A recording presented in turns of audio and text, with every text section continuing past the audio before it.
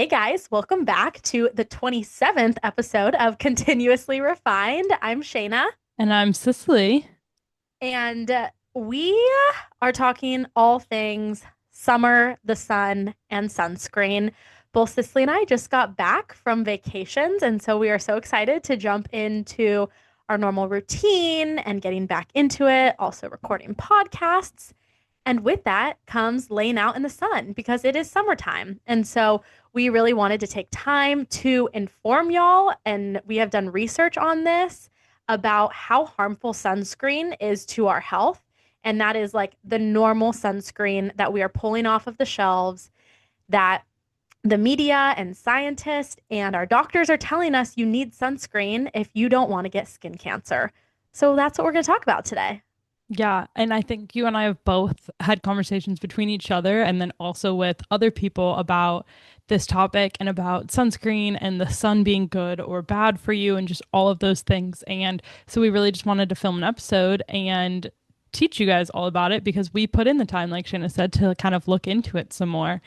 And just to start, like very brief research, we very quickly found that 90% of the sunscreens that we buy at the store are filled with harmful chemicals. Like 90% of that bottle is harmful.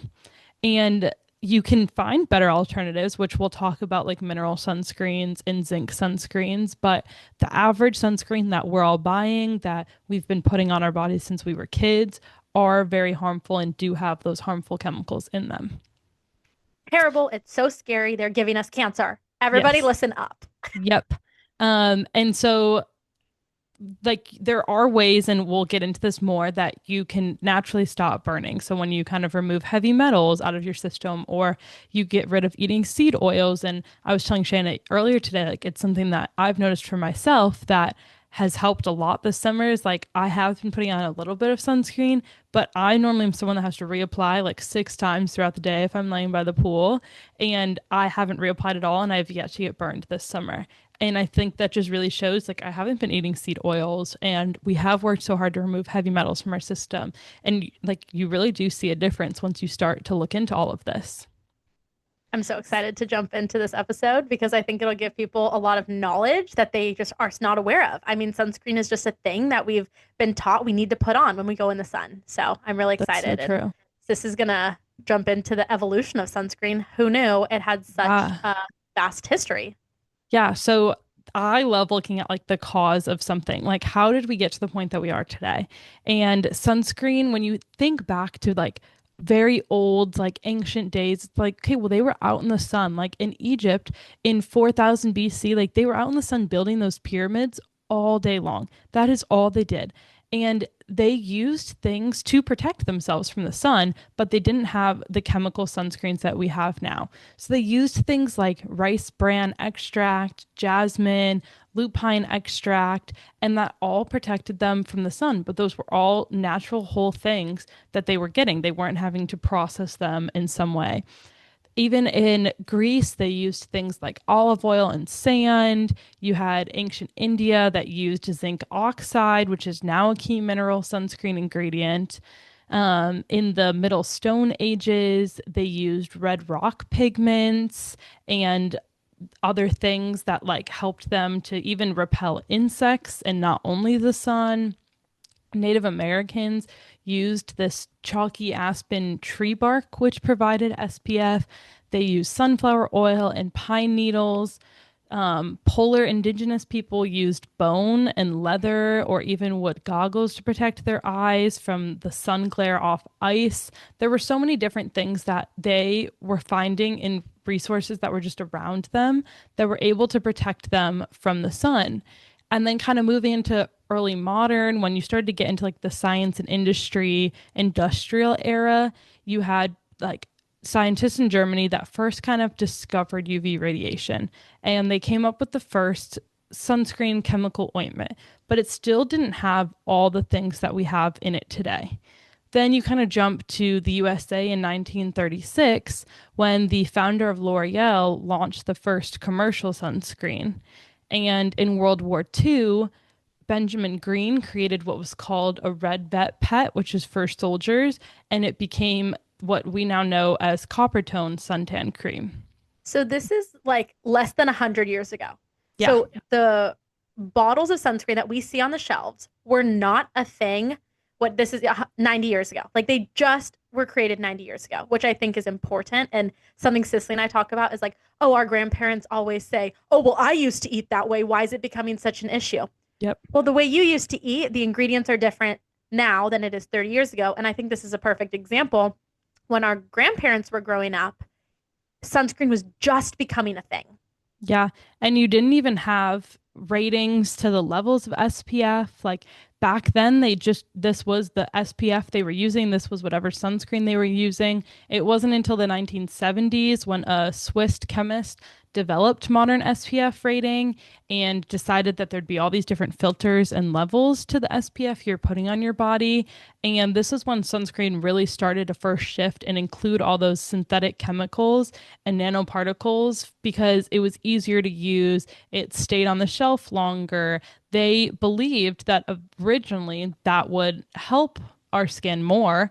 And however, we've started to learn that with more modern environmental and health concerns, that there have been studies that show that environmentally, the sunscreen we now use impacts the environment in terrible ways. And there's things like coral bleaching in tourism areas. And there's also things that just impact our skin and cause irritation. And in 2018, we saw the first state, which was Hawaii, that banned some of these chemicals that Shayna will talk about in a second because they were damaging the environment. So they weren't even banned for reasons that they impact the human body or the human skin. And recent findings are really showing that these chemical sunscreen ingredients do impact us poorly and that we've been using them for all these years because we originally thought they would prevent cancer, and we're now finding that they might actually cause cancer for us. It's crazy. I think it's like most things in our now health kind of what is this called? Like an awakening that everybody's Yeah. having. Like, oh, where is all this rise in cancer rate and disease coming from? And something we just want to talk about today is the impact that sunscreen is having on it. So, if you look on the back of a sunscreen bottle, we love to talk about ingredients. Well, two of the most red flashing, like alarming ingredients that you need to be aware of in these sunscreen is oxybenzone, which is and so oxybenzone and ready? Oxinox, ox, You got it. octinoxate. I tried so many times to get that right. Oxinoxate. So those two things, we can like link it in the show notes so you guys can be aware of those two ingredients. Both of those ingredients, which is in every single mainstream sunscreen that you see on the shelf, have been identified as endocrine and hormone disruptors, which we've talked about in the past, which just overall means that they interfere with the body's hormone systems because they're a chemical and they're not supposed to be put in us. So when you put this sunscreen on your skin, which your skin is an organ, it is immediately extracted and put into the bloodstream, which now you are being exposed to these extremely harmful chemicals that cause reproductive harm. They alter your hormone levels. It interferes with your androgen and progesterone signaling, and that then impacts your reproductive organs and your development. These two chemicals, oxybenzone and octinoxate, have been shown to decrease testosterone in boys and increase the probability of endometriosis in girls. There's a third chemical called benzene, which is also found in these sunscreens. And scientifically, you can search it up. It is out there for public knowledge. It is a chemical that causes cancer that we are putting on our skin, lathering on our children's skin, that gets leached into our bloodstream and is causing these issues. So, benzene, the chemical, it weakens the immune system. It causes fertility issues, as well as anemia and leukemia, which is a very common cancer. So it's just mind-boggling to me that they are allowed to sell sunscreen without like warning labels with these things in it. So because your skin is such a easy way for it to leach into your bloodstream, we need to be cautious of what we're putting on our bodies. And like we've talked about with our healthcare products or our facial things, like our the lotions we're using, the facial cleansers we're using, sunscreen is one of them, and it is so insanely toxic.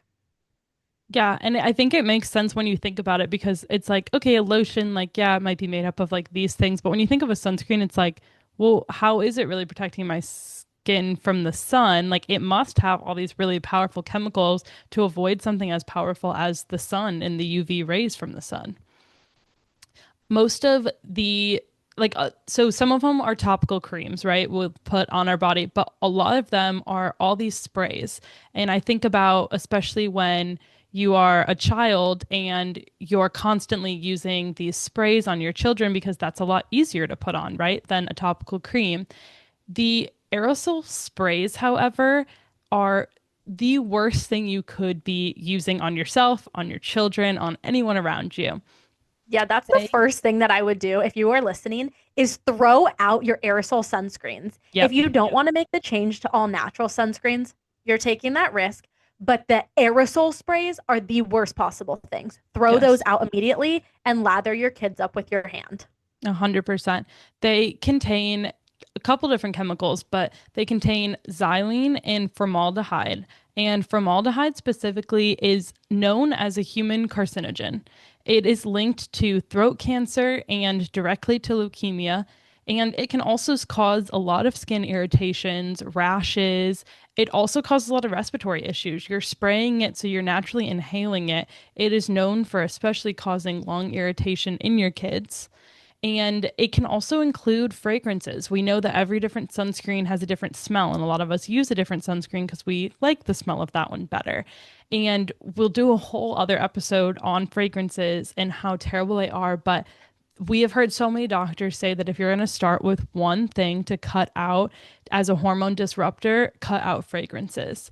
And so your sunscreens that have that wonderful smell that you love, those are probably disrupting with your hormones more than anything else you're using at the moment. They can also include phthalates and parabens, and parabens are they essentially mimic estrogen in your body and interfere with your endocrine system almost immediately.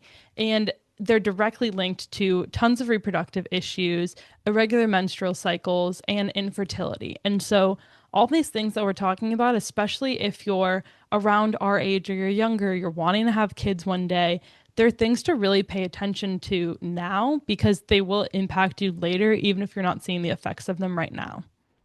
It's super, super scary. And I think from a very young age, we've been told that the sun can cause skin cancer, and therefore you need to lather yourself with sunscreen. And we know that the sun is really, really powerful and it can burn. You can get sunburned, and that can lead to melanoma and skin cancer and things like that. But the sun is also, I mean, it was given to us by God. It is so insanely powerful in a harmful way, but also in an extremely beneficial way. And I think that everyone should get daily sun exposure if they can and if they have access to it. It is so healing. We know that it increases your dopamine. You've gone outside or played an outdoor activity and you just feel better because it increases your dopamine. So you're getting an energy boost and getting into a better mood because of dopamine. It can also really help with your circadian rhythm. We are supposed to wake up when the sun rises and go to sleep when it sets. And so it's important for us to get outside so our body knows what time it is based off of the sun. And it really is important in vitamin D synthesis. So your body cannot synthesize vitamin D if it is not exposed to the sun. And so the sun then helps you get vitamin D, and so then your body can synthesize it. So it's really important that every day you are getting sun exposure. My favorite thing to do, and I know Cicely talks about this, so minimum 20 minutes in the sun, and it is really helpful if you get that in the morning because the morning sun is not as strong and not as potent, so you're not going to get sunburned. So it's okay to go sit out in the morning in the sun without any form of sun protection or sunscreen, and that can also get your body a lot more used to the sun. So, one thing that I heard was if you are going on a vacation. So, we went to Costa Rica in March and the UV was a 13, like so insanely strong. You need to be protecting your body from the sun if you're going to go sit out for a long period of time when there's that peak UV. So one of the best things that you can do for your body is those first maybe 1 or 2 days is slowly start to get your skin used to the sun. So go and sit out in the sun from 9 to 11 and then go inside for the rest of the day and get your body used to producing that melanin production. So when your eyes see the sun, it signals to your brain that you should be producing melanin, which is cells in your skin that protect it from the sun. That's why we get tan. When we get tan, that is increased melanin production. So you're getting tan rather than getting sunburn. So it's really important that I've become kind of anti sunglasses Yeah. because, as much as it is important to protect your eyes from the sun, if you're going to be out in the sun for a very long period of time, it's very strong. But sunglasses are shielding your eyes from the sun. So your body doesn't know that it needs to be producing melanin because it thinks you're sitting in the shade. So that's something that I was kind of like, awe, and it makes sense. Your eyes are an extension of your brain. And so your eyes signal to your brain when it then needs to signal and send out more melanin. Something that Cicely touched on earlier, and I'd love to hear more about your kind of experience with this, is how decreasing seed oils and decreasing the inflammation in your body has led to you having less sunburns.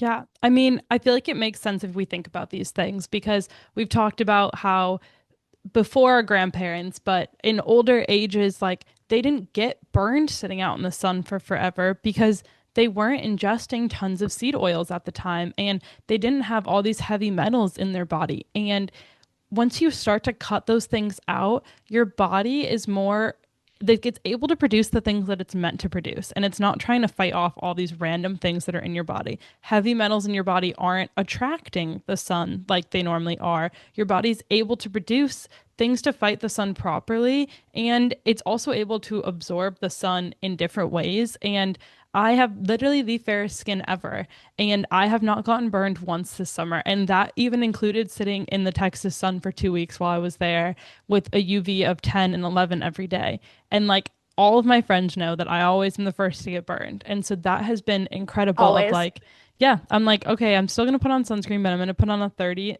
in the morning and that's it. I apply it once and I'll put a mineral sunscreen on my face. I do still like really watch my sunscreen on my face, but the rest of my body is able to just process it differently. And I haven't gotten burned, which has been so incredible. And then we started looking into this more.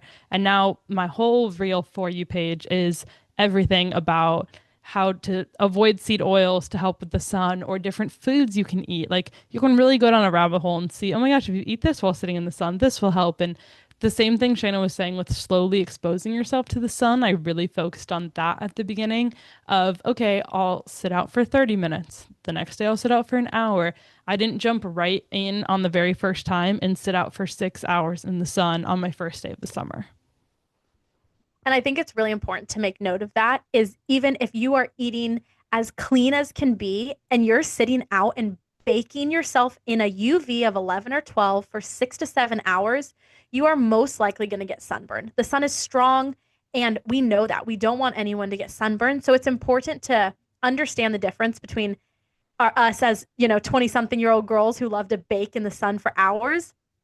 In that case, you should be protecting the sun. You should be out in the sun for 45 minutes, taking a break in the shade for 20. Out in the sun for 40 minutes, taking a break in the shade for 20 because it's important. But there's other things that we can do internally, like what we're eating, that also can help our skin kind of not get so burned from the sun. And like Cicely said, decreasing the seed oils, decreasing heavy metals. You can also, in the summertime, it's really awesome to load up or on what's called polyphenols. So these are things like green teas and matcha, and polyphenols are really good and really amplify your skin to protect against the sun.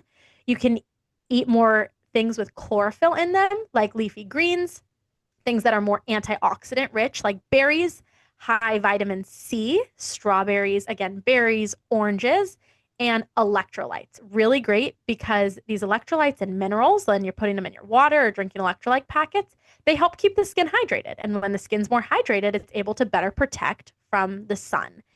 And something that I've been doing is trying out different healthy sunscreens. So not all sunscreen is bad, and there are a lot of healthier alternatives.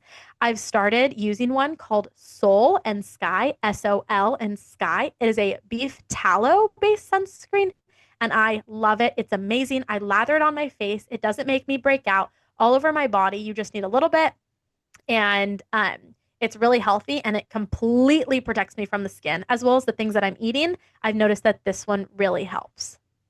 Yeah, so I just kind of want to do a little recap of everything that we've talked about. And this is not us telling you to avoid the sun. In fact, in the complete opposite, go in the sun because it is one of the best things for you and it is a natural thing that God created for us. But switch to those more natural sunscreens. And like Shayna said earlier, if you're not going to switch to a zinc-based sunscreen or to beef tallow, then at least get rid of your aerosol spray sunscreens and stick with your topical creams. Get those away from your children, everything like that, because back in the day, like they weren't using those and they weren't using these harsh chemicals that we're now putting on our body. Zinc based stuff is something that they had started using, and that's really the best that we can find around us now. These episodes are some of my favorite to record because I feel like it's us doing the research that we love to learn about and then getting to share it with you guys. So I hope you learn one or everything new about the sun and sunscreen and how harmful it can be for you. Sunscreen, how harmful sunscreen can be for you, and that you make a change to better overall be a healthier person, to feel better and to not get burned in the sun. That's really what we're hoping to do. In the middle of July, we all want to go hang out in the sun and hang out at the pool and the beach. And so hopefully this is a better way to do it for yourself and your family and everyone around you. Yeah. And we are definitely back. We will actually be posting every 2 weeks, like we have been saying we will. We're done with our vacations for the moment. And so we're going to be back into it. We are still recording the podcast, even though we may not be physically together. But so, yeah, with that being said, we will talk to you guys again in 2 weeks. Bye. Bye.